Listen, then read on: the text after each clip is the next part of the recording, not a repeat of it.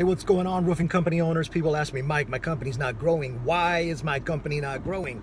I'm so frustrated.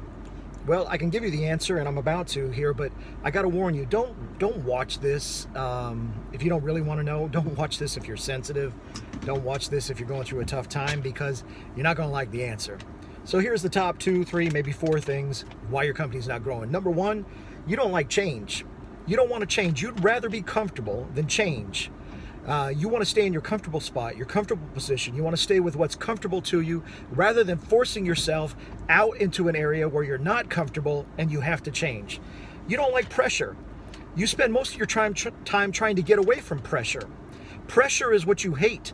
You'd rather be comfortable than to be under pressure. You don't like resistance. You'd prefer to go with the flow rather than go against the flow.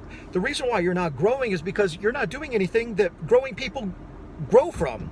Pressure, resistance, stress.